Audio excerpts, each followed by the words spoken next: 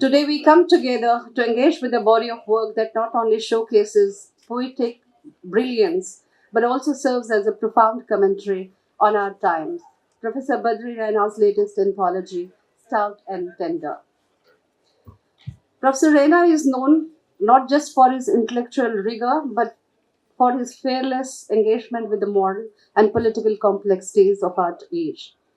Across decades, his voice has resonated in academic, literary, and socio-political circles, lending sharp critique to the challenges that confront humanism today. In this anthology, he brings both tenderness and incisiveness, reflecting on the paradoxes of contemporary existence, the anguish of brutal realities, the relentless encroachment of the digital age, and the resilience of the human spirit against the tide of historical forces.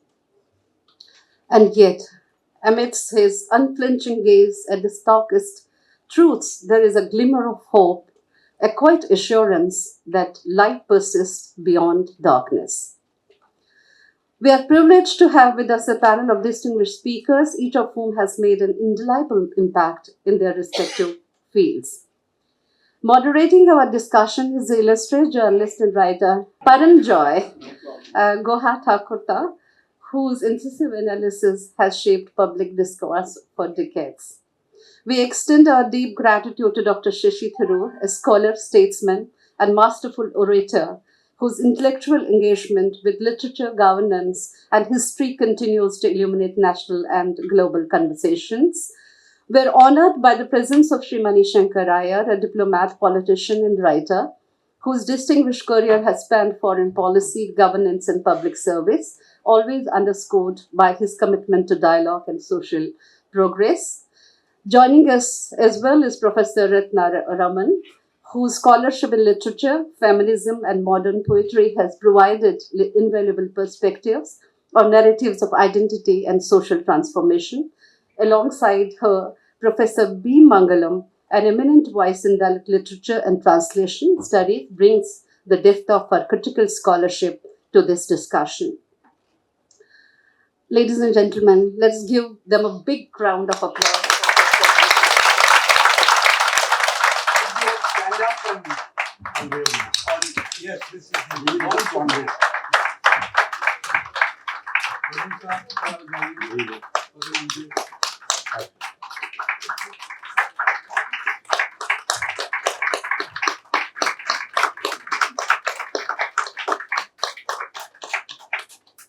This evening, as we delve into Stout and Tender, we are not merely engaging with a collection of poetry, but with a literary lens that reflects our contemporary reality. It's a conversation that compels us to reflect, to question, and perhaps, most importantly, to hope. With this, I once again welcome all of you to this discussion, and I invite Sri Paranjoy Guha Thakurta to begin the proceedings. Thank you. Thank you very much, Usha ji. Thank you, ladies and gentlemen. Thank you, India International Center. It's my honor and my privilege to welcome you here on a Thursday evening. And as you can see, the room is full. There are just maybe 2 or 3 seats left, and I'm sure they'll get filled up very soon. Before I introduce Professor Badri Raina and I read out a few poems of his from this book, and some of the panelists will also be reading out some of his poems, I want to underline a few facts about the author. At the young age of 84, he is one of the most prolific writers in this country and a columnist. He has a running competition with 2 of his panelists, Dr. Shashi Tharoor and Mr. Mani Shankar Aiyar, as to who is more prolific. But I say it is without any doubt Professor Badri Raina. His columns appear virtually every other day, if not certainly at least once a week, in the Wire portal, and they're there for all of you to see. And they are amazing. The fact that this young gentleman can write with such sharp incisiveness about current affairs is truly something amazing. And let me do the formal introduction of the poet. And just in case you didn't know, from 1960 to 1962, he was the cricket captain of the Jammu and Kashmir cricket team. He played several Ranji Trophy tournaments. And he also, along the way, Fulbright Scholarship in the early 70s, President Fulbright Fellowship, having taught English literature for around 4 decades at the University of Delhi, Kirorimal College, at the Department of English, Faculty of Arts. He played a very active role to represent teachers at the University of Delhi. He was 2 consecutive terms in the Executive Council, 1992 to 96. He has a very long association with the Democratic Teachers Forum. He was the president of the DTF for 4 years. And of course, he has several books to his credit. Let me outline just a few of them. In 1984, he transliterated 450 verses of Mirza Ghalib, published by the Writers' Workshop, headed by the late Professor Purushottam Lal from Kolkata. In 1986, the University of Wisconsin Press published his book, Dickens and the Dialectic of Growth. It's a critically acclaimed volume and quoted exclusively by scholars across the United Kingdom, the United States of America, and Europe. In 2012, he published The Underside of Things, India and the World, A Citizen's Miscellany, 2006 to 2011. And there have been 2 previous collections of poems by him. One is called The Crescent God and Other Poems, and the second, Modest Proposal and Other Rhymes. And I am truly honored and privileged that this book, Stout and Tender, is his most detailed, most extensive collection of poems. And I've been honored and privileged that I've published him on 2 occasions.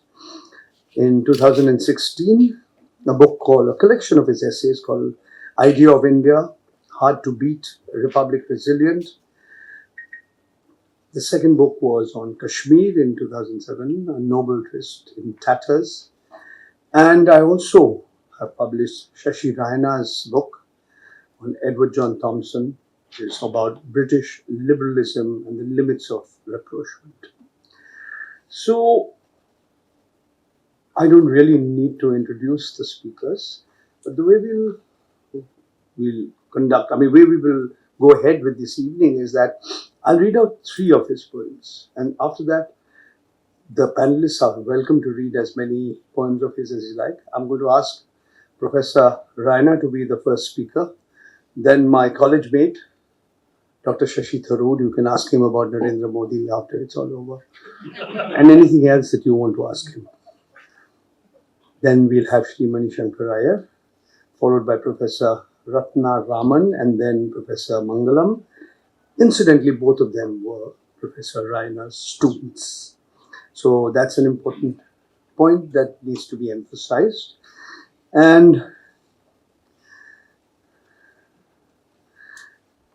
this is heartrending, actually. Several of his poems are heartrending. I've taken a few that are particularly painful to read, but I have to do my job, as he has, by writing them. Asifa, my child, I wish I was not writing about you. But holding you to my chest, Asifa, I wish you were watching joyfully as I ripped apart the hyenas and hung their entrails at the temple door. So the gods therein would smell the stench of their complicity. What wicked deity could give you those beautiful black eyes just so you could be witness to your so beastly mutilation. Asifa, you were born in a country that did not deserve you, that does not deserve millions of your sisters either. This is the territory of predators merely, and gods are their benefactors, presiding over their kills with male delight, while the goddesses seem powerless as most women. They chose a temple so the gods would protect them and pour benediction over their unthinkable evil, all on behalf of a favored community who did not wish to see the least of their land frequented by an alien band, although one in nature with more ancient claim to forest, foothill, river, and pasture. Thus, men of standing made an example to serve your riven little corpse to the enemy as a sample. Thus, you were fed as a morsel to gods who these days all ruling excesses endorse.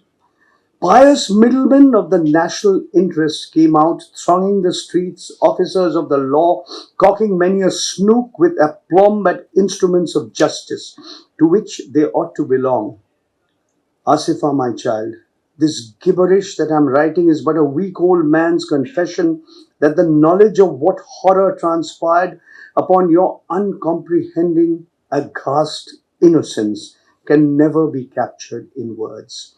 Of commiserate distance, however, blood drenched the heart and the fingers that seek to reduce to sense the infernal terror of your experience.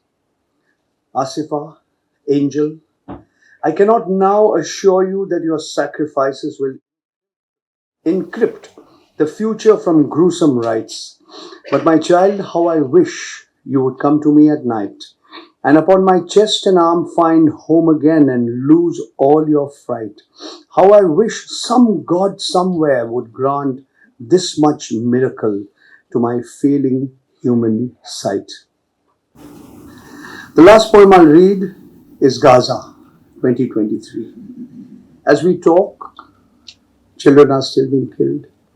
We are supposedly had a ceasefire. Women, children continue to be killed in Gaza, in Syria, in Yemen.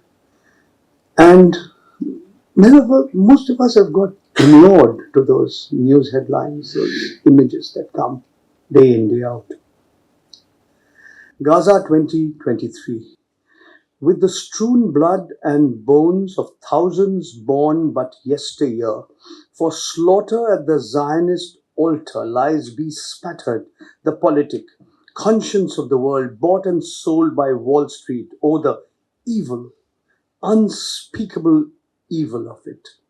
Those that do not capitulate to the brute usurper, with Sam's license to kill, face a Holocaust fate.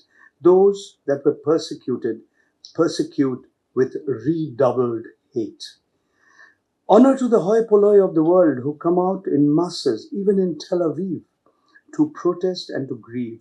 Woe to governments who count their gain and loss were they to stand on two legs or crawl beneath Biden. But, O Palestine, yet again I salute your spine, bolstered by unbending intellect, that you die in droves for justice but never whine. How many other nations now, oppressed, who could take a leaf from your book and to their tormentors say, we will stand too, not bow. Over to you, Professor Badri, Raina. You can sit there. I really should not be speaking at all. It's not my turn to say anything at a meeting like this. But I do want to allude to some IOUs. Paranju has read the poems, but I must tell you that in this day and age, nobody wants to publish poems, especially the wrong kind. And therefore, I think my admiration for him and for Manish is really profound. It took great courage, great conviction to publish a book like this. So I do want to bring this on record. I also want to bring on record my grateful thanks to Shyam Saran Saab, who is president of the IIC, who on his own read the book and sent me a mail saying that, there's a lot of deep thinking, to quote him, and then proceeded to make this discussion possible. And that's another, again, something that, again, in these days, institutions don't want to mess with things that can be tricky. And then Usha ji, I must mention, I hadn't met her before. She has been absolutely wonderful, and I can see how well she must run this library here. These two gentlemen sitting to my right and left, what do I say about them? They are easily contemporary India's best minds, unquestionably. And I do not miss a single opportunity of reading as far as I can. I find it very difficult to read, but I use every device I possibly can, magnifying lenses, other kinds of help and so on. I do not miss them. And we are so fortunate. I am incredibly fortunate that these people found the time to come and grace this occasion and to say something about this book. Again, this is not something that political minds of their stature find time for these days. Not even for historical tracts, not to speak of poems. And Shashi, I remember, has been writing about my poems on Google for many years. Twitter. On Twitter, so incisively. And that was a great encouragement to me to carry on and see this book through. More than that, I just also must say that I cannot make out all the faces. I've lost my sight. But so many people sitting in this room thinking that this was an occasion that they would like to be seen at is really remarkable. Again, in these days, traveling in Delhi and going back and forth in this pollution and all that kinds of problems, I'm very sensible of the honor that you've done to me. I don't really think I need to say anything much more or to descant on contemporary realities. That this is not occasion for that. I'll just leave my mic and ask Paranjoy to please carry on.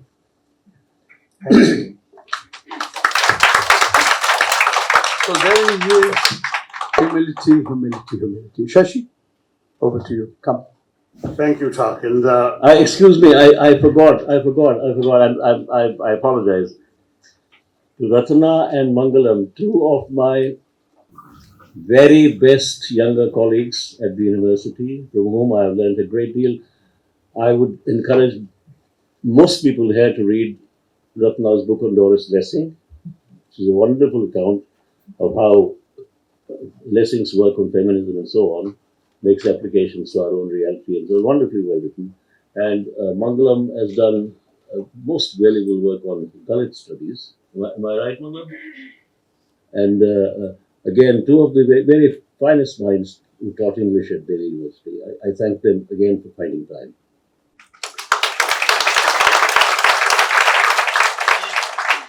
Good evening, everyone. I have to say that for me, it's a special pleasure to be here because Dr. Badri Raina actually has been an email correspondent of mine, but we had not met before today. So it's a matter of great satisfaction to be able to talk at this book launch about his work and his extraordinary mind. And of course, I've been prompted to it by a very old friend I couldn't say no to, my classmate, batchmate, or whatever we call each other from St. Stephen's way back in 72 to 75, Paranjoy Goa Thakur.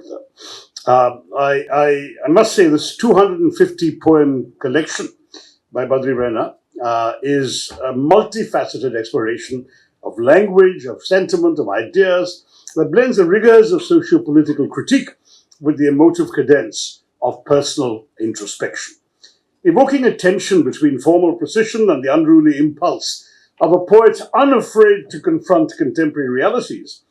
There are varying tones that run through this collection, which is why I think we all would be obliged to read from them to illustrate what we're saying. From the biting satirical edge of the first section, Stabs to the Quick, to the meditative cadence found in poems such as The Letting Go and Good Samaritans.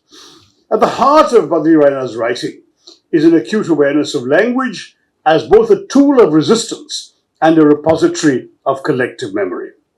His language is vibrant, often oscillating between colloquial accessibility and high poetry. I mean, he is, after all, a professor of English literature, and high poetic diction comes naturally to him. But there is a duality here that recalls many stylistic experiments while remaining firmly anchored in the social and political context of today, particularly in India, but also globally. There's often narratives in the poems. There's also incisive social commentary. And like Eliot, you might argue, Professor Raina navigates a modern wasteland, albeit one that is both personal and public, using a patchwork of vivid imagery, allusions, and an economy of words that belie the weight of his themes. And that's important because each poem is extremely easy, short, digestible, and yet leaves you with much to think about when you finish reading it. The tone of the collection is marked by its fearless confrontation of power, inequality, and the human condition. In some poems, Professor Raina's language becomes a weapon against established authority, invoking classical rhetoric in a manner reminiscent of the political sonnets of William Blake, or even the biting invective that was sometimes found in the works of Shelley. There's an unmistakable carnivalesque quality to some of his poems, an inclination to subvert conventional hierarchies and expose the grotesque underbelly of societal norms. And this subversion is achieved not merely through content, but through form as well. The poems frequently eschew traditional meter and rhyme, instead opting for a kind of free verse that mirrors the chaotic, ever-shifting landscape of modern life. I must confess I have a weakness for his rhymes as well. And I think in some ways, I've been talking about the poems. I might as well illustrate what I'm saying with a couple of the poems. First of all, on the passionate conviction, I see that we are not quite evenly balanced on the gender department here. So I'm going to read evidence of Professor Raina's feminism for the minority of women in this room, in the hope that it'll attract more female readers too. Here's one that particularly struck me, called The Indian Girl Child. I'm the Indian girl child, I am my father's pride. I wash, I mend, I blow the hearth, while my brothers go seek and hide. As a nation forges far ahead, I scrub the country's floor. I pray, I fast, I long to see my brothers eat more and more. When viral burns my well-fed frame, I require no tablet, for my brother needs that I mother be while he learns his alphabet. I am sent to another house, for labour is scarce. Should my dowry unpleasing be, I gladly assume the hearse. Thus, all in all, I rule the roost. I'm goddess everywhere. I suffer worship and abuse with matchless wear and tear. But all that I have said above depends upon the help. That sex test probe kills me not, first in the womb itself. Now, that was pretty searing stuff. Thank you, Badri Raina. And just a couple of lines from a longer poem on gender inequality. He ends by saying, here is what we say, recognize the altered night and day. Men and women must together find an honest will to put behind a habitually distorted humankind. And I thought the two of them are an excellent manifesto for his absolutely passionate feminism that we don't talk about enough. There is at the same time, of course, a sort of global vision comes across in a poem called Let Not Truths Be Tongueless. Tossed summarily from a train, Gandhi reset his glasses. A vision dawned and the empire began to count its losses. However thwarted, Chaplin and Brecht said what they had to say. Chaplin and Brecht are still with us. The Führer has gone his way. Put away for a quarter century, alone in an island jail, Mandela stayed captain of his soul, and his truth saw an evil fail. Rosa sat in a hands-off bus, strong in her human truth. Driven by that simple epiphany, the black went to the polling booth. Our own Ambedkar has not failed. The future belongs to him. His truth gathers a legion of Democrats, Hindu, Christian, Sikh, Muslim.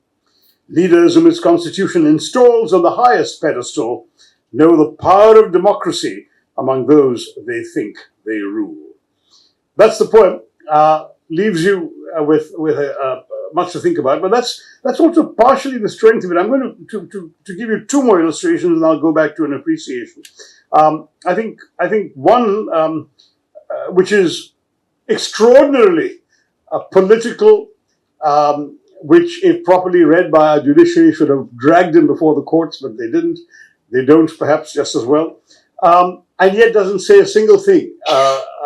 Everything is elusive. It's called Resolution. The victory has been won. The job has been done. The deity has come home where once stood the dome. Judgments are not always about justice purely. Wise men take in the pulse of the times in their decree. The road to truth is never smooth. The lady with the blindfold has even scales. But when all else fails, those that win have the louder tales. Consequential contentions often require to be weighed in uneven scales. The meek who lose 7 times from 8 must patiently wait for the fullness of heaven. Nor is a longing for peace a right. Peace may come only when the weak do not indict time's chosen men. Those that have the most cloth shroud more sin than those whose virtues have protections paper thin. So go now and pray that you may live another uneventful day. You can imagine what day that was written and published. Huh? And then I mentioned that there is this intensely personal quality, which is so important. I'm going to give you one last. I'll stop reading poetry except when I finish my remarks. But just to say, this one I thought was very, very personal and at the same time very touching, from this Kashmiri professor who clearly cares about humanity, and who writes this lovely little poem, not very long, about the futility of religious identity. It's called Frozen at Birth. First we are born to man and wife, then they give us our names. Those names then our prison make of inflexible religious frames. But I that a Hindu am might well have a Muslim been, had the sperm and egg that wrought me come from an Aslam and Nasreen. What sense that we should thus invest our lifelong loves and hates to an instant we had no inkling of, and consign to that our fates? If then we remain a dumb zygote through all our waking life, what use a heart, a brain, a tongue? What use our sentient strife? Must we in loyalty embrace what darkness made of us? Or should our selfhood discriminate? A maybe, a no, a yes? Is it our name that renders us at all times wrong or right? Or should human mean that we create some self-made luminous light? Beyond what thoughtless body heat and the accident of birth confer upon us unbeknown, mere creatures of the earth? Those that gave us holy books remade what went before. Would they have wanted generations to rest frozen in their lore? You can see why that's my absolute favorite poem. It combines so much of the great qualities of Badri Raina's work, and I've talked about them already. Let me just say a couple more things, since he is, after all, a professor of literature. One must appreciate the deft use of metaphor. His collection is replete with images that are rooted in experiences of the body, concrete sensation, yet employed to articulate abstract, often philosophical ideas. He frequently depicts emotional and social suffering as physical ailments, the broken bone of society, or a sack of potatoes that symbolizes the burden of exploitation. Such metaphors not only communicate the tangible reality of hardship, but also invite the reader to map their own experiences onto these vivid images. In doing so, I think he embodies very consciously a cognitive process of acquiring metaphors, sensory experiences being used to inform abstract thought, a process that really, I think, is remarkably innovative. And then, of course, there's a great deal of intertextuality. I never formally studied literature. I always thought that would be like learning about girls in medical college, so I decided to read only for pleasure. But there's clearly a lot of engagement here with literary traditions There's a poem called Remembering Professor Higgins, which is a playful yet poignant reworking of theatrical and literary archetypes, reminiscent in some ways of the pastiche found in Shakespearean comedies. There's also a sort of ongoing conversation with the literary canon, as befits a professor of literature, reinvention, retooling of familiar forms to address current socio-political issues, like the verses I read to you. And there's obviously lots of poems confronting truths, politics. There's rhetorical flair. There's some stuff that reads like political pamphleteering, and I'm sure he will forgive me for saying that, but that too was part of the literature of the Age of Enlightenment. And here it is imbued with the immediacy and urgency of our digital era. And there's a lot of sensitivity reflected in the tonal shifts of the poems. You've heard again in the examples I read, very different tones. A palpable oscillation, as our MC said today, between despair and hope, and that hope lingers long after the page is turned. There's also very much, I think, while the poems very often capture, as you heard in that poem about Ayodhya, the crushing weight of historical and personal injustice, they also affirm the indomitable resilience of the human spirit. And this, I think, is remarkable because amid all the inevitability of suffering is the persistent search for beauty and meaning, both through the words, the themes, the meditations in the poems, and the nature of the verses. And I mentioned to you his keen awareness of global issues. I won't expand on that, since I illustrated that already with one of his most globally conscious poems. But at the same time, Tak, I think, has mentioned the Gaza poem, Gaza 2023. There's also poems on immediate political issues, electoral bonds, for example, very illustrative of this synthesis. Imagery combined with political critique, what a great combination. And there's also, of course, a wide variety of themes and forms.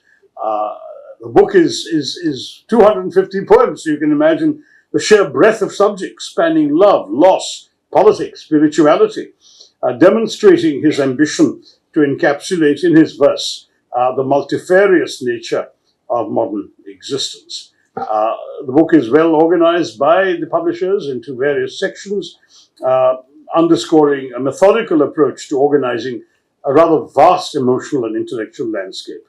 Many of these poems I read as email offerings from Professor Raina in isolation. Seeing them in the collection gives them, I think, a particular context, enhanced by my friend Paranjoy Guhathakurta's curatorial quality, which I think in many ways emphasizes the interconnectedness of Professor Raina's ideas and work. And in many ways, I would think that he sees the world as a unified, ever-evolving tapestry of meaning. I've read his op-eds, and they're very clear, they're very, very sharp, incisive, passionately argued. The poetry is much more elusive, but they come from the same sensibility. And that's what I think makes this collection so interesting, as well as defying easy categorization. Innovative style, often rooted in tradition. Language, both a reflection of personal pain as well as a reflection of global truths. Its tone shifting with the fluidity of a river that carries both sorrow and joy. In many ways, I think his work, whether poetic or prose, stands as a testament to the enduring power of language to capture the ineffable, to challenge authority, to forge connections amongst different realms of human experience. And with all of this, I would say, works of introspective melancholy, works of passionate social critique, all rub shoulders with each other in this volume. And I encourage you all to pick it up, dip into it. Perhaps don't try and read the whole thing in one go, because you might not quite recover. But dip into it over time, and you will be absolutely bathed in the warmth of his humanity, of his insights. Yes, often of his disillusionment, because the vulnerabilities and hypocrisies of modern society come through. But then the job of the poet as an uncompromising truth teller has been told remarkably well. I must say that he is conscious, I think, of his own responsibilities as a poet and writer. there are a couple of poems I picked out which I found in many ways to be his own testament to all of us from the book itself. And I've got too many notes here, so I'm going to skip most of them, but I will try and just, the book's engagement with his various themes, including themes of identity, memory, and resistance, is constantly interwoven with a self-conscious awareness of the poetic act itself. His poems clearly function as works of both catharsis and confrontation, tools through which he interrogates the human condition and, by extension, the socio-political realities that shape it. And I think this is, in many ways, a remarkable book for our times. It echoes the rebellious spirit of Allen Ginsberg's Howl.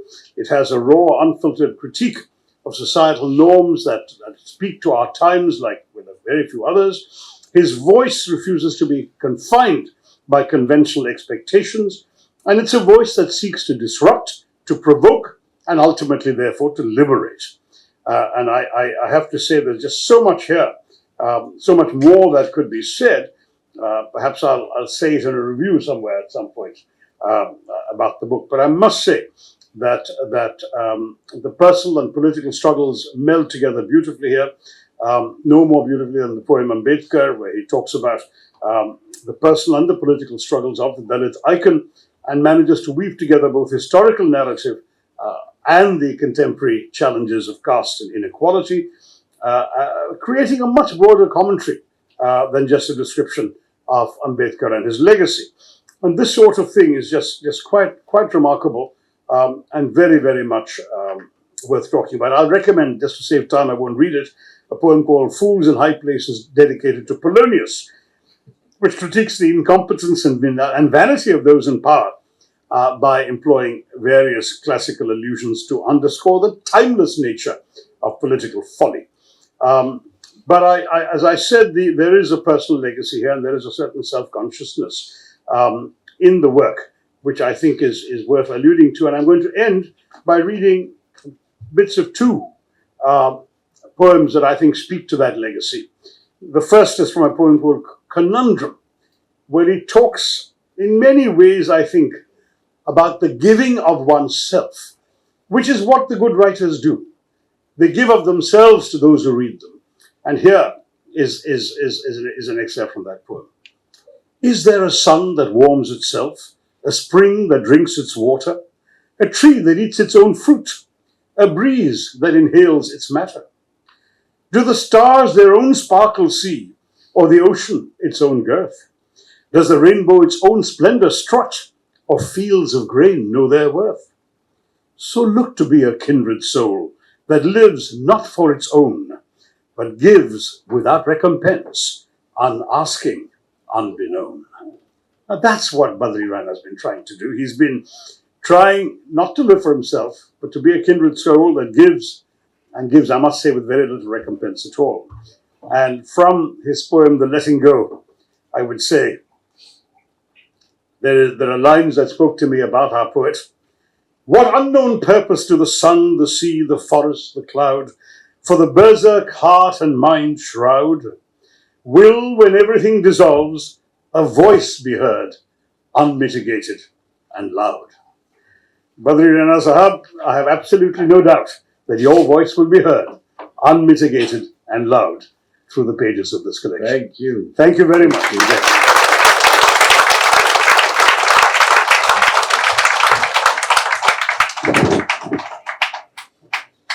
Thank you, Shashi. He affectionately remembers me by the first four letters of the second part of my surname, Thak. That's the way he's called me since we first met on the Rajdhani Express in the middle of July 1972. Shashi, I take no credit for all that he's done. I'm just I'm worse than a stenographer. My colleague Smriti here, my colleague Manish here, they were the people who really put it together. Okay? So, over to you now, Mani Shankar Aiyar ji. Our distinguished author and poet, Shri Badri Raina, our distinguished publisher, Shri Paranjoy Guha Thakurta, my distinguished fellow panelists, fans of Badri gathered here, ladies and gentlemen. My esteemed friend Badri Raina has made a somewhat morbid request to me that I write his obituary before he departs, as he will not be able to read it after he has gone. While I gently elide this macabre request, I do wish to assure him that some of what I have to say this evening will figure in that obituary when the great reaper finally arrives, sickle in hand. Badri is above all a man of passion. I too am a man of passion.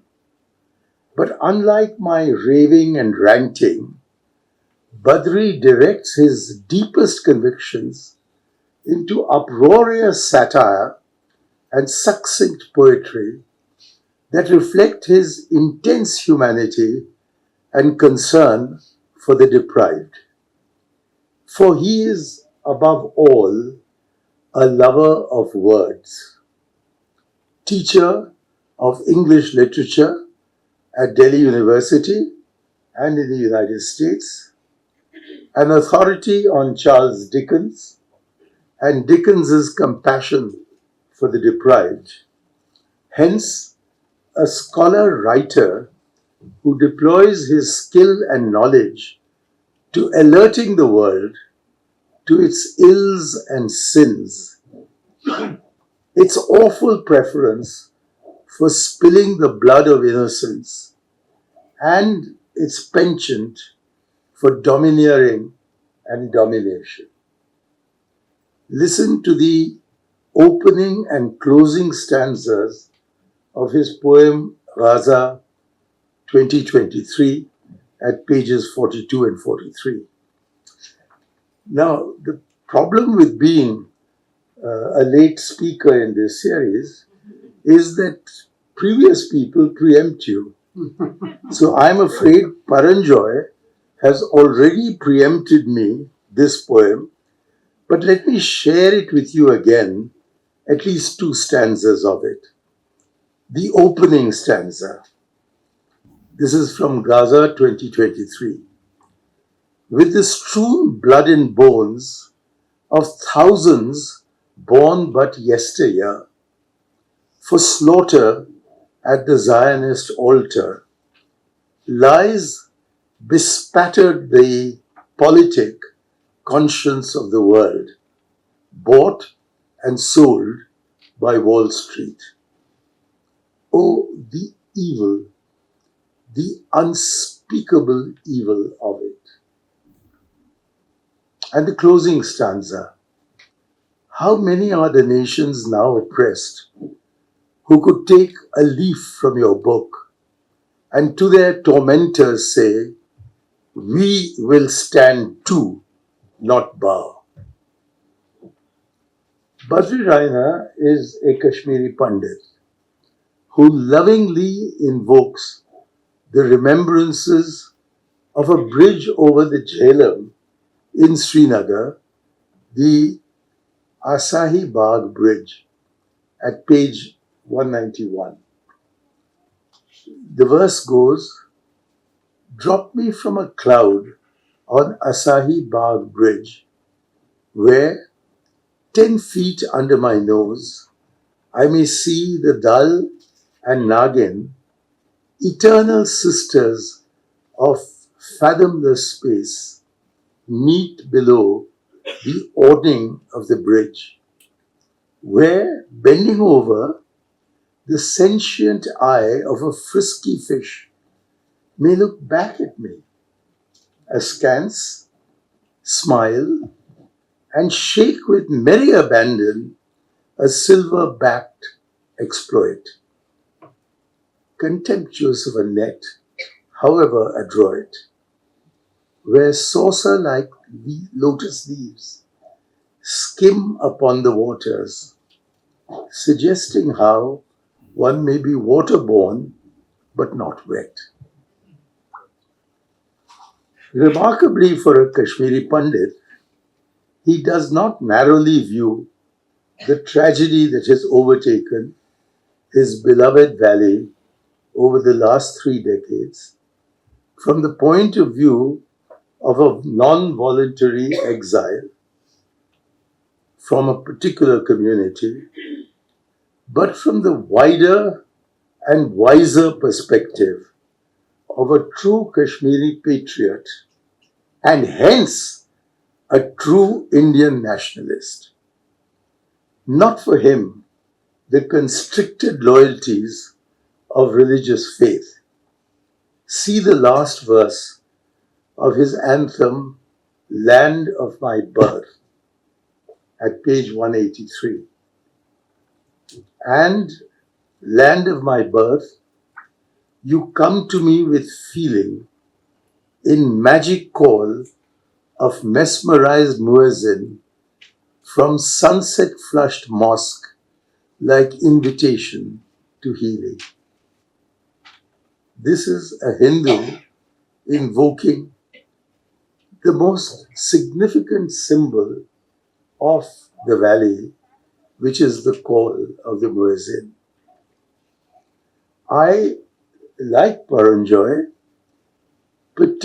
found particularly moving his lament for a little Kashmiri girl, Asifa, mowed down by the bullets of the cruel outsiders from the heart of the nation.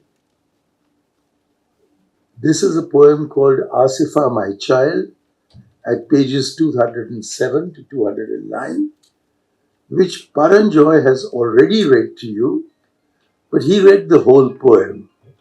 And in my context, I will share with you again just a few lines. Asifa, my child, I wish I was not writing about you, but holding you to my chest. He goes on, Asifa, you were born in a country that does not deserve you, that does not deserve millions of your sisters either. This is the territory of predators. And Badri then cries out in anguish of what horrors transpired upon your uncomprehending, aghast innocence can never be captured in words. The infernal terror of your experience. Asifa, angel, I cannot now assure you that your sacrifice will encrypt the future from future gruesome rites. But my child, how I wish you would come to me at night and upon my chest and arm find home again and lose all your fright.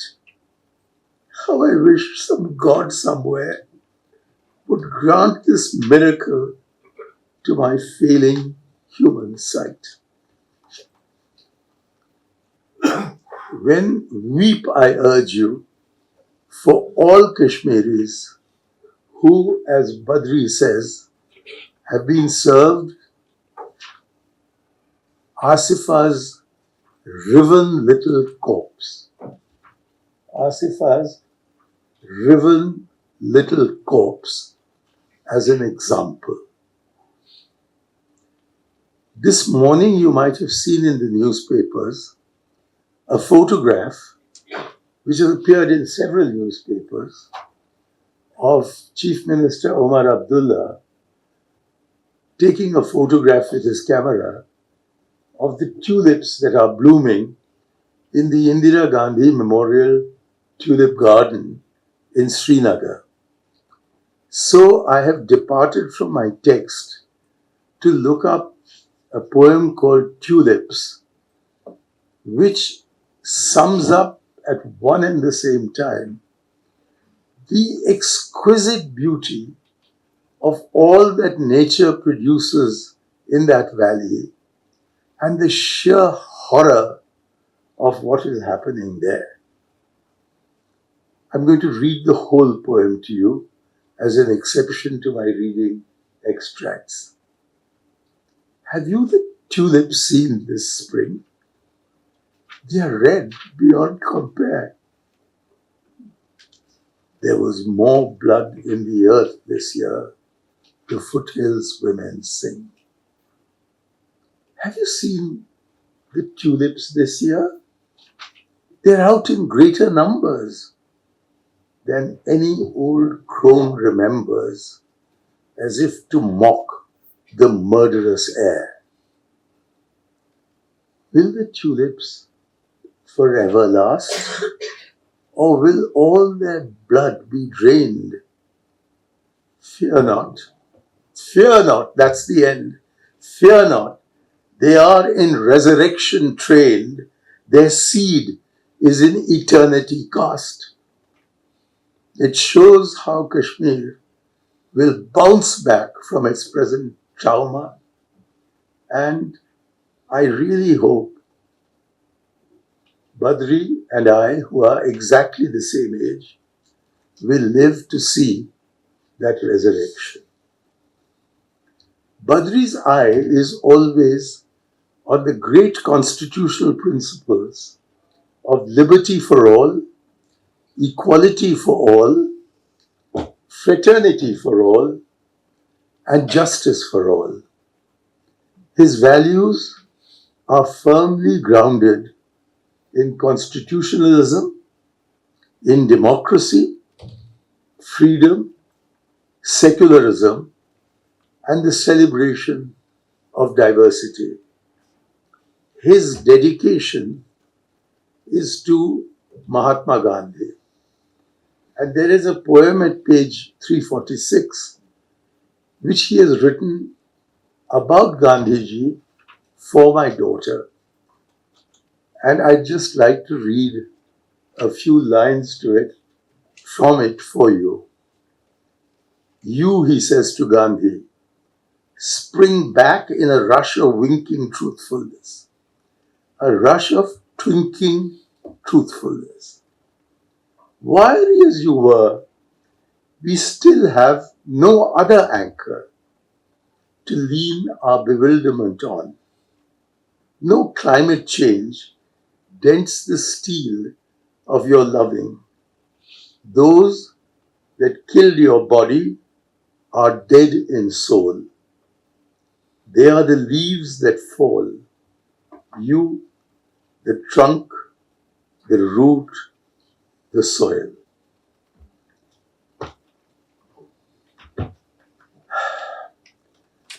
Badri is not a man of religion. Badri is not a man of religion, but a man of faith. As witness these few lines from his poem, Faith is a Loving Thing, at page 343. He says, faith is not religion, which sits on a pile of pelf.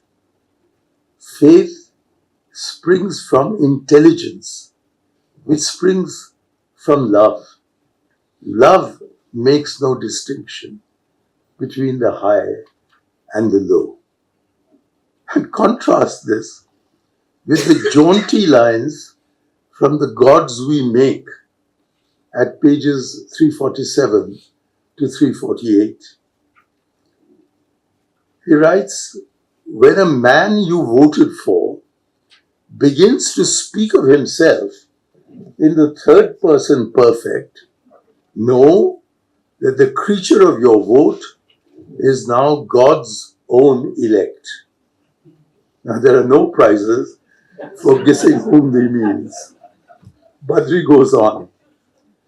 Having soared beyond recall like a bird of prey, his talons remind you of your fate should you slink away. Thus, democracies of our time become a stepping stone for little men to acquire a grandeur of their own. And then comes Raina's somber warning, sounding like Faiz Ahmed Faiz. Yet time does come when an awakened no from the meekest man brings down many a puissant throne when trampled souls stir again. Thank you, Comrade Badri. हम होंगे कामयाब.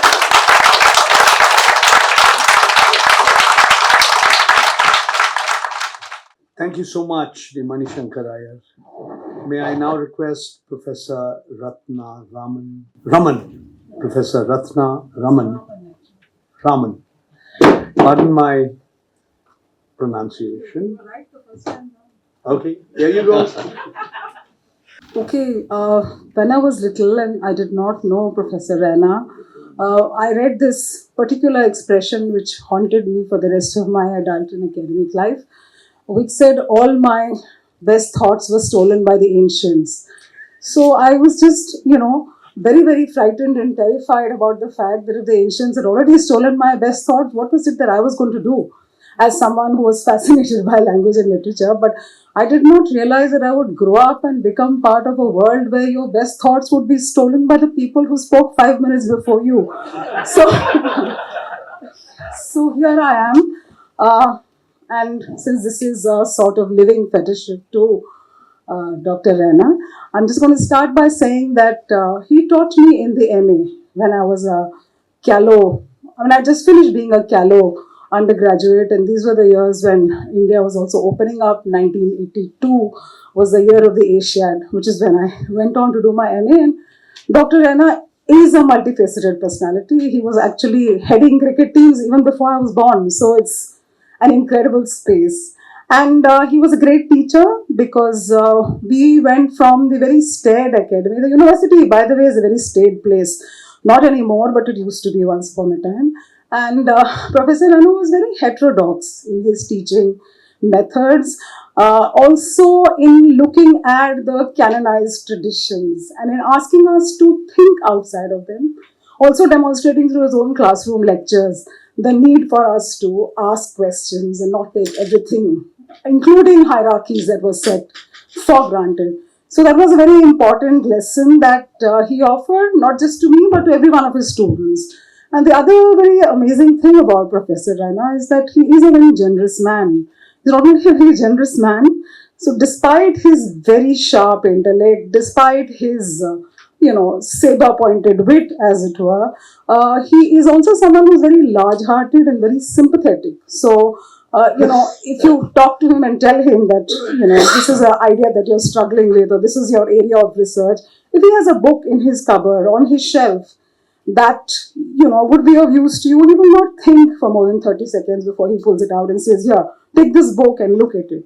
If you've written, let's say, really puerile rubbish, okay, and if you want somebody to tell you, no, go ahead and do something better with this, or that you're doing a great job and this is something you must continue to do, he's your man. Because he is very encouraging and very supportive. And I'm sure if there were other students of his here, each one of them would be saying all these things. So to come back to this whole narrative of poetry, nowadays poetry is being published. It's being published by a lot of, indie publishers, as they call themselves. And it is true that we live in very seditious times. It's true that we live in very dangerous times. But one of the blessings of being able to write in the English language, and we are not Macaulay's children and grandchildren, let me assure you of that. One of the blessings of being able to write in the English language is the fact that there is a little more protection we get. Because if I am to go by a Times of India report, 6% of India that really understands English, although we are doing the best to snuff that also out. So if Dr. Raina was, let's say, a Kamra, there would be the cops out for him. If he was a Parul Kakkar and he had a Sahitya Academy award, for instance, he would have been stripped of it. So, I for one am really thankful that he writes in English and that he writes in an English which is cerebral. And this is not a book that you can pick up and read from page 1 to page 250. or more it is something that demands your attention, because he is talking about the quality of the human mind and the power it has. And how, when we talk about poetry, we need to remember that we are moving from the very functional spaces that language occupies in our life to a very, very different space. And when I say very, very different space, I'd just like all of us to remember that, our texts say that in the beginning, all the texts say this, by the way, in the beginning there was the Word, and the Word was with God. Okay? So, what happened after the Word was kept with God, and when He decided to release it, I would argue that He gave it to the poets. So, poetry has legislative power because it legislates, it makes you think. And this is the kind of poetry that Dr. Raina writes. And I would not say that he is India's ancient mariner. He's much more than that. And I can attest to the fact that he never shot the albatross. Also, he probably is pointing out to us the number of albatrosses that exist and that exist everywhere. So, if I were to look at the tradition in which he writes poetry, Dr. Raina himself worked on Dickens, and he also transliterated the poetry of Ghalib. So there is plenty of the 19th century in his writing. Although Dr. Raina in his poems is much, much fairer to women than Dickens himself has been, as it were. But there is an older tradition of poetry that has come to the English language, and this is from the Latin and the Greek. So it's from the Roman poets, poets who wrote about satire, poets who lived in the milieu. Poets were not adrift on ships or on, lonely islands, but poets who were in the body politic, who are in the center of the state. And he is a poet who has spent at least the last 40 years in the national capital. And he was in the thick of things. So poets like Horace, poets like Juvenal, for instance, were men who wrote satirical poetry, and were men who looked at what were the common causes, what was the criticism, what was the narrative that needed to be looked at. And I think this is one of the great strengths of his poetry. So it's a beautifully produced book. Red and gold are the best colors that you can ever have for a book that you want to keep on your shelf and look at it. And I really hope that the editors in the next edition will also give us the dates of the poems, because it is a lifetime of work, and it's always nice to know if somebody wants to do a PhD on Dr. Raina. I mean, you can just leaf through these pages and say, okay, this was a poem that was written in 1997, and this is a poem that he wrote last week. I mean, that would really help enormously in doing something about the quality of the book. I also thought I would start by reading a couple of Dr. Raina's poems, because, I mean, the best thing about talking about somebody who's writing poetry and who's been writing, this is not a single first edition, this is not his first collection of poems that he wrote in the last 2 years. It covers an entire lifespan, and it covers many lifespans because he's engaging with ideas that come from all over the place. So I'm just going to start reading. I'm just going to do about 3 poems, and I'll try and make this as brief as possible. This is a poem called Good Samaritans, which I would date to, let's say, 15 years. But it's called Good Samaritan. The original Good Samaritans, of course, come to us from the Bible. Good Samaritans. They made sure the cows were home while his lungs spouted blood. They made sure their tea was warm while he waited to be dead. They were the Good Samaritans, serving a primal rage. Their task is to help usher in a pure spiritual age. The weak with divers grown despoil the glory of the helm. As among the animals, they must yield to the predators of the realm. And this is a very chilling poem. There's another very interesting poem which is called God's Helplessness. When God created woman and man, I was a fly on a tree nearby. They came frisking like animals, a feast to my discerning eye. Then entered God's canny adversary. From the netherworld he came. He whispered into their baby ear and gave them sin and shame. Thus were born religions, homilies and rules, clothes and other cover-ups, priests and sundry fools. Since then God waves his hand, beckoning us back to being. Alas, our moral compasses render us unseeing. Wrapped in robes that discriminate, we have but one redress, to unbutton our prejudices and be one in nakedness. Uh, okay, and this is for anybody who's doing literature, for anybody who's trying to look at how we are constantly relocating our own voices as Indians who write in the English language. This is a poem called The Human Condition. Uh, so he picks up one of the important canonical poets of the beginning of the 20th century, T.S. Eliot, refers to his poem, which is called The Wasteland, and goes on to talk about how the wasteland need not be our point of reference. And this is a very, very important learning lesson for anyone who's trying to work with the language and work also with a new sense of being Indian. When human voices were drowning, Prufrock, and Prufrock is a central character in a poem by T.S. Eliot called The Love Song of J. Alfred Prufrock. When human voices were drowning, Prufrock, a mass of common riffraff, were making a revolution in Russia, and peasant loins were seating their muscle on the Romanov throne. When the world was wasteland to Eliot, Bhagat Singh and Gandhi were demolishing Britannia and setting it sun. Millions knew for once that their condition was not fixed in the fall, but could change for the better if they so willed. When on Ash Wednesday, the penitent was pining for the condition of the bone, shorn of sin and flesh, a subterranean world of famished bone was aspiring to put on some flesh. When the cleansed soul was viewing the rose garden, Nehru had a rose in his buttonhole, proclaiming the joys of living and making. The human condition, my ass. If that was true, why the despair of the learned now? I have just marked so many poems I'd like to read. So, what I'm going to do is show you another side of Professor Raina's poetry, which is very musical and is also at the same time still talking about the need for the writing of poetry to come out of a cerebral space. Would you gather lovely things? This is what this poem says.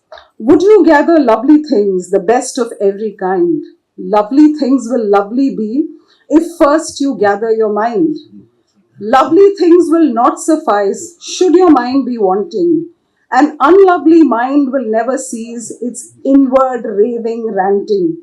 The mind must learn to see itself as a creature upon the table, then fix its wild urgencies in intemperate babble, with a tincture that helps it see and hear beyond its own, to self correct its antenna, to catch the other's groan. Lovely things are lovely things, they mutely come and go. The mind is deathlessly lodged in what we think or do. I'd like to end with this. Professor Badri Rana will be with you in a few minutes. Nature calls, so he'll be here in a few minutes. Regretfully, Dr. Shashi Tharoor has an urgent appointment. So during the question answer session, you will not be able to ask him about his views of our Honorable Prime Minister Shri Narendra Modi. Should we hear them now? Do you think? You think so? You want to ask him a question? Since Dr. Raina is away, well, I have a question for you from my whole institution this morning, Dr. Tharoor. They wanted to know whether you're joining the BJP. So I said I don't know. Yeah, that's a straight question. Please. Whether he wants to join the, and I have a question for him. Does he aspire to become the next Chief Minister of Kerala? Look, he's ducked, he's run away, he's ducked 4 questions. Thank you, Shashi. Okay, please continue. Okay. I'm going to end with this last poem of Dr. Raina's, but the thing is that I have to find it first. Okay, this is a poem called Endgame, and I think he wrote this 6 years ago. It says, 2 years from 80, I hear intimations of mortality.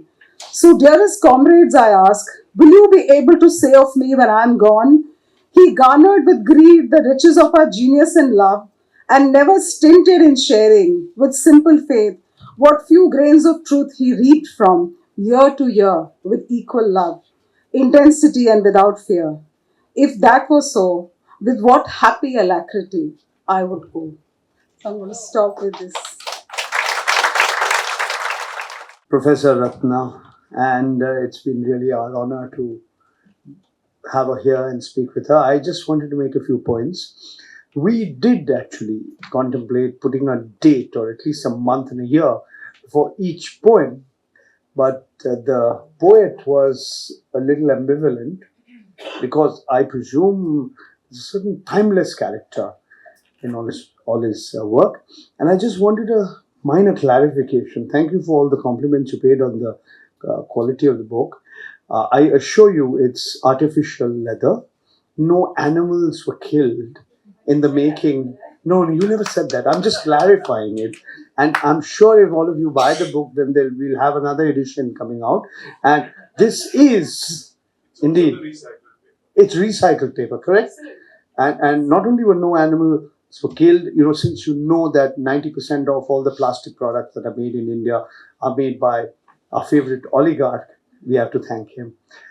Over to you, Professor Mangalam. You can continue because you feel free to continue. We are recording everything. Every single word and phrase and comma and full stop and semicolon will be immortalized on YouTube in the not so distant future. That's really scary. Good evening, and I won't take much time.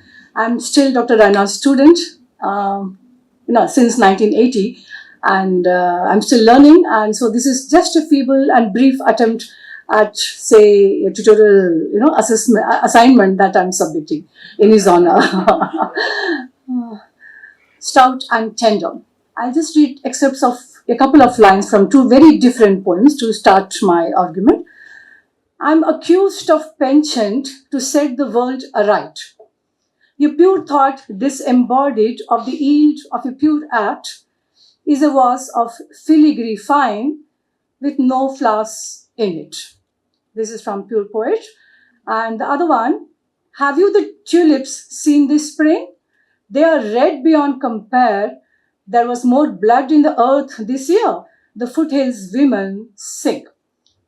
Now, Dr. Raina's poetry stands embedded within these two spaces of art and interventionist writing, and that marks his writing. So, the first aspect that I noticed as a reader was in terms of how he makes a very subtle, very nuanced kind of not a difference but an enunciation in terms of art versus activism, leading to art as activism, and that precisely help us focus on the aesthetic and the political concerns and how they converge with equal felicity without overwhelming either of the domains. Shelley declared long back that poets are the unacknowledged legislators of the world who awaken and enlarge the minds of the reader. Dr. Raina truly is such a poet. He is a witness and a commentator, an astute critic, a satirist, a chronicler of events, a political observer, a wise old citizen who strives to conserve the secular social matrix, a poet who writes about the quotidian, the national, and the global political cultural ethos, events, and trends with a critical and empathetic gaze. So, art as activism is something that kind of, that's a very noticeable matrix in his entire writing. He's forever a curious, wide eyed child and a disenchanted, perceptive wise man, one who keenly awaits the first shower of June, but also views it as no better than a mirage. I quote, I do not know which is better, to live with the devouring sun that, like right wing politics, makes no excuses for his carnivore gene, or to hanker after the rain, which, like socialism, promises much, but in the end is but rarely seen. This is from a very innocuous brief poem titled First Rain. And there also he's able to bring this kind of a ideological distinction and our disenchantment with both end of the spectrum. He speaks truth to power, for he knows no other way. He relocates poetry from its elitist corner to function as a newspaper in verse. As Dadioufo pointed out on theatre, which he kind of observed that theatre could be seen as a spoken newspaper of the people in dramatic form. Now, this statement sits well on Dr. Raina's poetry because he's our spokesperson, our conscience keeper, and also our watchdog who will not allow us to look the other way, to wallow in our middle class complacency. This is reflected in his engagement with a wide range of subjects which have been, talked about by all the esteemed panelists. He writes on Dalits, migrant laborers, electoral bonds, the bullet train, farmers' agitation, the FM, the finance minister's distaste for the onions, the women of Afghanistan at Shaheen Bagh, Asifa, of course, and the smug NRIs. That's a brilliant poem, and on Gaza and Palestine's heroic struggle, chronicling, and he's a chronicler of the Corona times. An entire section is devoted to the Corona times and its various aspects. He looks at Kashmir as home and as a site of persistent conflict, and also as an elegy of the weeping willow, as he remarks in one of the poems. He also examines the changing contours of family, of our interpersonal relations in a society immersed in the digital whataboutery, cherishing and a longing for the activist interventions of Gandhi. He is a contemplative poet as well, who is intrigued by mortality, but he is a confirmed rationalist who knows only this material world and will strive on, plod on to set it right until his last breath. Dr. Badri Raina is an activist as poet and a poet as activist, as I said, for us, and that is what that's why he makes so much sense to us today. On Gaza, he simply remarks that those that were persecute with redoubled hate. And it's a commonplace by now. All of us have seen through this, all of us agree. But it requires a lot of courage to put it down and also get it published. And on Palestine, he says, I quote, Palestine, you are the earth itself. What have you not borne, seen, suffered? And like the earth's, the victory will be yours. So there is hope as well for us. He is dismayed, he is critical, but never without hope. A staunch advocate of democratic values, he notices God's creation and nature's diverse manifestation as underscoring a democratic vision. And his poetry is a testament to such a vision and faith. Raina's poetry is about our democracy at work, or how it does not work for the minorities and the marginalized. In the process, what he does is he democratizes Indian poetry in English most astutely. Unlike his dense theoretical exposition of ideas in his prose, both literary and journalistic, his poetry is grounded in the experiential, a lived reality that encompasses the mundane and the quotidian, the neglected and the less visible with equal warmth. In fact, the invisibilized communities and persons take center stage in his verses. He notes that between hate and corona, our arsenals have little chance. Right? So more people die because of the hate crimes than of corona, perhaps. However, as the world closes in, that is the title of one of his poems, he continues to, I quote, pace the rooms in urgency of doing. Sightlessly, I pound the keys, inscribing tones of hope. Give or take, my prayer remains embedded in my work, no matter who listens, no matter who commits the next atrocity. And that, again, we all listen to you, but perhaps we do not commit ourselves to comment on every atrocity that's happening, perhaps every 5 minutes. His hope lies in the hoi polloi, a term that recurs multiple times in his poetry, which stands for the common masses. He cares for them and engages with their cares in a sustained and most rigorous manner. Yes, we must, he implores the common people. I quote, we must keep coming back like the grass that no boulder may contain, unquote. To the migrant workers trudging through the lockdown, he assures, I quote, The memory your young ones will have of this atrocity will stand them in good stead as a toughened citizenry, unquote. So primarily he speaks as a citizen and he treats both women and men primarily as citizens of a republic, and that is the his forte, that is his domain, where he also kind of manages to make significant interventions. The chinar and the hoi polloi sustain him with equal passion and concern. His brooding and contemplation of mortality, not less sublime than Wordsworth's engagement with intimations of immortality, connect him to the larger humanity, less eloquent than him, perhaps, but not less relevant, for that matter, to him. He speaks up for all of us. He prods us to speak up. He's a people's poet, speaking to the people, speaking up for the people, and enabling them to affirm their rights, their faith in a hate-free republic. He's turning old, left alone to navigate a life without his loved ones and old friends and comrades. He yearns for conversations. Without an agenda, he qualifies, but vows to continue to write and act through his writing. An interventionist to the core, the curtain is unlikely to fall. There is no Tintin or no Innisfree for him. He does not wish to look for one either.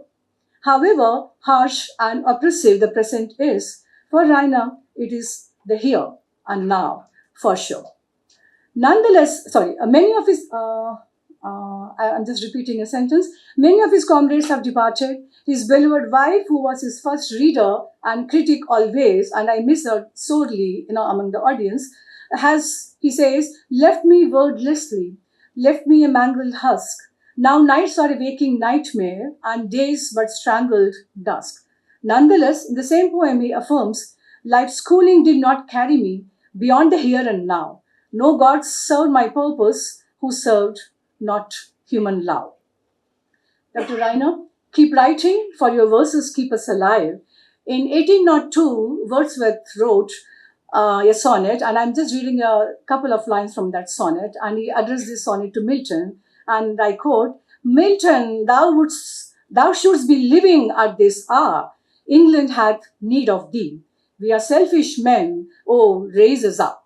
And this he said in 1802 to Milton, and I think everyone in this room and elsewhere as well would certainly appeal and make a similar plea to you.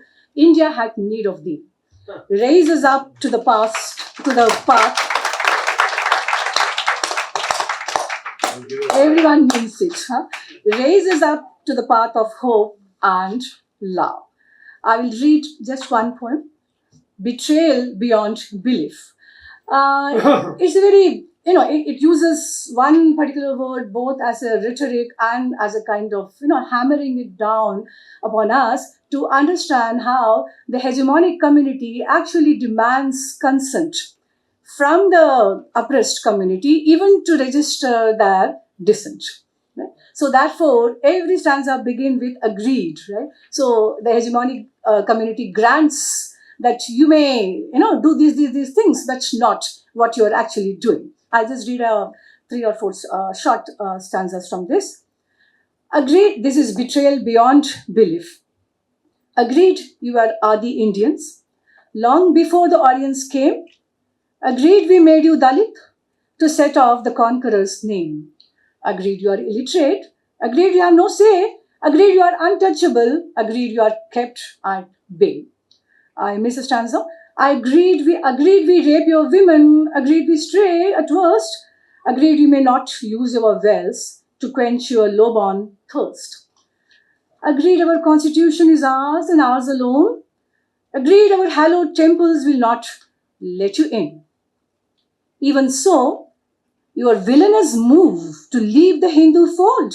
How could we ever forgive you betrayal so beastly, so bold? Go tell these priests who dupe you that all plants, animals, men were created Sanatan Hindus the minute the world began. Do you then prefer Christian ease to family atrocity? How traitorous, how ungodly can this world of vermin be? That's pretty devastating, but also makes us think. Just to ease up the mood, this is, and let us have a good laugh with Dr. Raina. I give you the bullet train. I give you the bullet train. Are you hungry? Are you in pain? Come, I'll feed you the bullet train. Have you no roof over your head? Are you directly under the rain? Come, jump into the bullet train. The bullet train is quick and fast. It leaves behind the ugly things in such rapid tryst with development, you would think they never did exist. Are you a farmer with nose in hand, about to end your endless pain? Consider a patriotic move. Go under the bullet train. Right? Thank you. Thank you. Thank you so much, Professor Mangalam. Professor Raina writes about today, he writes about yesterday, and he also writes about tomorrow. Almost exactly 5 years ago, this country saw what was arguably the most vicious, cruel lockdown. For the first time, not only in the history of this part of the world, this subcontinent, perhaps anywhere in the world, we saw the migration of tens and tens of millions of people. Something you've never seen in the history of this country and in most parts of the world. Migration from the cities to the rural areas. Now, Professor Raina's, Comrade Raina's poetry resonates with what is happening today and what's going to happen tomorrow. So, I speak for all of you. We wish him more strength. We wish his keyboard and his pen much more strength and more strength to continue. We have a little bit of time. If any of you have any questions to ask, either Professor Raina or any of the panelists. Person whose work is being celebrated today is both an academic and a poet. I wanted to ask a question about the relationship not between activism and poetry, because poems, of course, poetry of poets have always taken on the causes of those whose voices cannot be heard. So my question is not about activism and poetry, but more about academia and poetry. And what I would like to ask is whether what Professor Raina thinks as a teacher of the place of poetry in academia, because academia seems in many ways to kill poetry. I know that my own poem is on the Delhi University pass syllabus, and all the students agonize. They really hate me because that wretched poem is on the DU syllabus. So I think that in many ways it is important to rethink at a time when our universities are going through great turmoil and are shrinking, how we should place poetry within academia, how we should understand it. And, I was very touched by Shashi saying that, a poet gives of himself or herself without recompense. And Ratna's very charming to think about, if everybody's thought all the thoughts in the world, what would we have left to write about, since our thoughts have already been anticipated? So I want to know how within academia we would seriously address these kinds of fundamental questions, because as a teacher I find that they are seldom addressed. The syllabus doesn't leave place for them. Thank So you. that's my Professor Badri Raina, that was Professor Rukmini Bhaya Nair from the Indian Institute of Technology, Delhi. Please react to her observations and the points she is raised. One of the cleverest things I did, Rukmini, was to cease to be an academic many years ago. Yes. I was offered a tenure track job at Princeton in 75 at a seminar by Walton Litz, who was then the chairperson of the.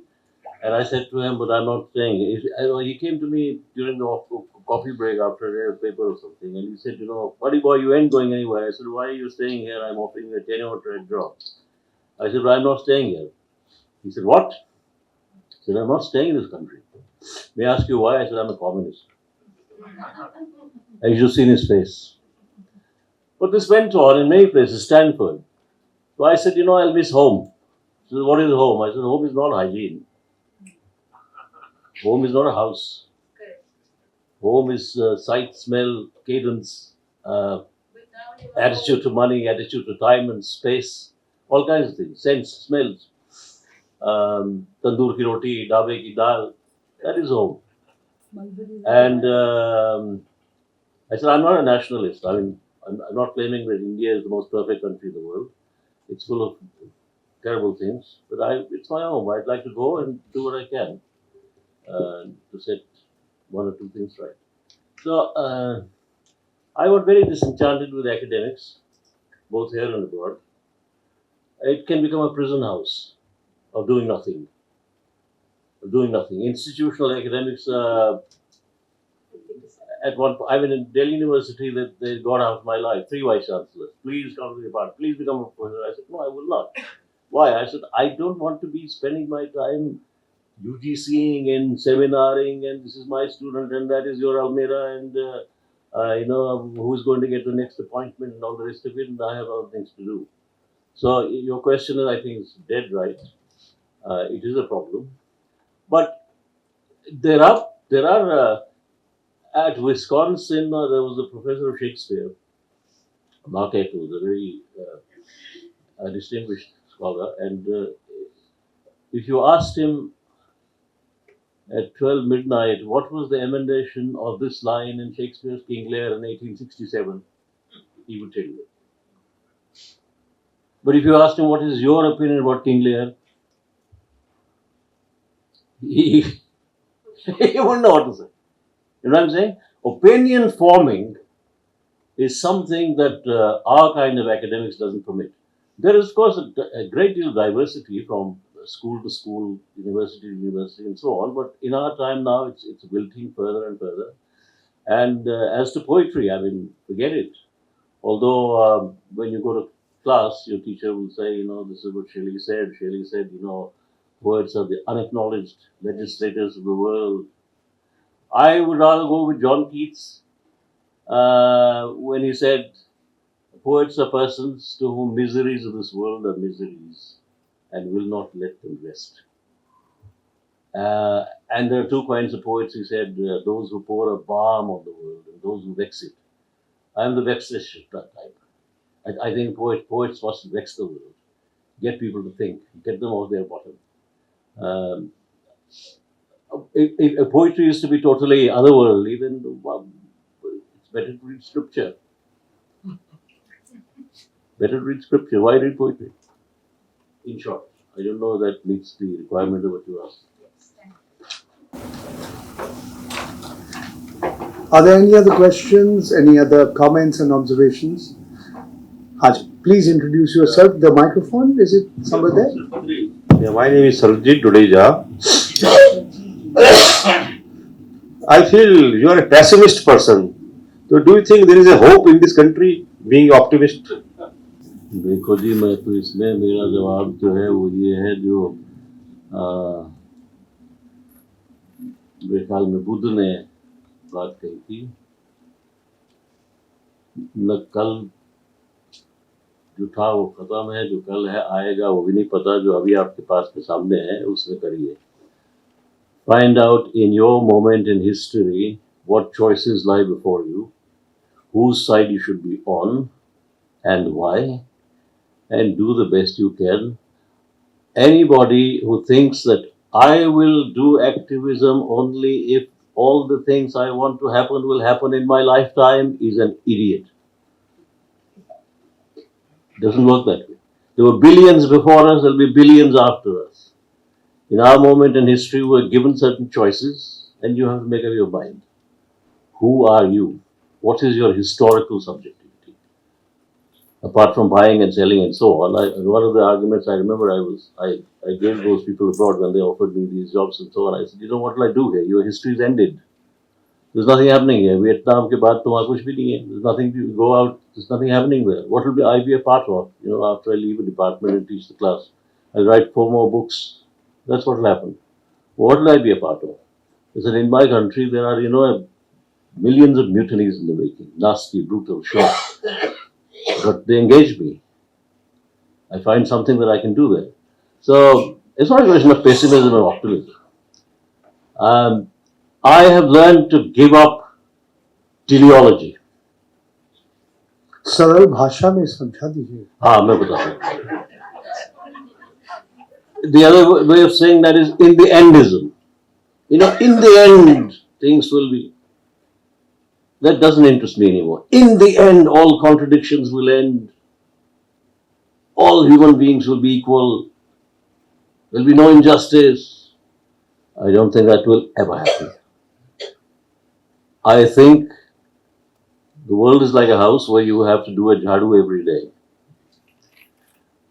आप अगर ये सोचते हैं कि आज मैं ऐसा झाड़ू करूंगा, पोछा मारूंगा कि फिर आगे 10 साल करना ना पड़े, more fool you. That's not the way history works. I have become a Manichaean. I think that God and Satan are two permanent entities. Teleology will say that in the end God will be victorious. In the end we'll be raised from the grave and then if I have lived my life properly, then I'll go to heaven. I don't think, I'm not looking for that end. I don't think it exists. That's nonsense. I'm here in this world in time and space, and every day you have to do the cleaning up because every day there will be forces that will come to destroy it. That's the best I can tell you. If people who think that is a worthless kind of activity, then we'll go into depression, we'll look for, the God men and God women, or buy or sell and then sell again and then buy again, then do all kinds of things. Look at what happens on television and so on. No, I think that you have to clean up every day. That's the way it is. That's the way Right. it is. I don't think there are any final victories or final defeats. Thank you. Thank you.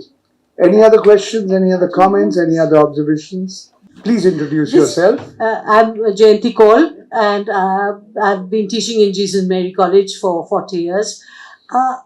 This was not something that was a public discussion. I was remembering a poem of yours that I had read, I think it was in 1980, about your father's bald pate invited you to cut the figure 8, and every patch of snow was an invitation to urinate. I was just wondering where I can get hold of that poem again, because it stayed in my mind for some 50 years, but I want to read it again. It's in a volume called Christian God and Other Poems. I don't know whether it's in print now or not, but there are copies available. We'll make it available to you. Okay, I would love that. I think you should go and visit him once. I'm sorry? You go and visit him once on the more fashionable east side. Oh, JMC has spent so much lovely time there on so many years. Which we truly appreciate. It's like my own Thank you. Any other questions? I would like you to read the NRI poem, if I may make. Will you want me to read it? Yeah. Who? Huh? You should read it. Okay. I can't. I can't. I can't read. Huh? Will you read it, please? Asha. Will you please read it? Yeah. I mean, we are having a lot of problems these days. Not so much Because, with the non-resident Indians, but the resident non-Indians. Now in Trump 2 second term, and the things that are happening, I think this is a poem that requires some added meaning. This is page 169 for whoever has a book. Good non-resident Indians. Good non-resident Indians, they live off Christian land. But why Indian Christians may be bashed, they fully understand. Good non-resident Indians, they prosper in the emirate. But Indian Muslims may not be trusted by the Indian state. Good non-resident Indians, non-Indian wealth enhance. They invest not in India, except the temples they finance. Good non-resident Indians want India great again. They wish to administer India from New York and Michigan. Good non-resident Indians are Indian to the core, but they will not live in India. They love the dollar more. I'm sorry to offend any of you. There are many parents whose children live abroad, but you weren't some. Thank you all very much for coming here. Let me once again thank Manish Purohit, Smriti Dubey, my colleagues. I I have to speak one word about Smriti. Would you please stand up? Where are you? She's in that corner. She's traveled 600 Smriti is miles. my daughter number 11 or 12 or maybe 14 or 16, I don't know, but this is the woman, the person who worked on the manuscript, not once, not twice, 10 times, typing away the glory, spending time with it. And she has come all the way from Uttarakhand, from Palampur, Himachal Pradesh, Palampur. just to attend this meeting. Okay.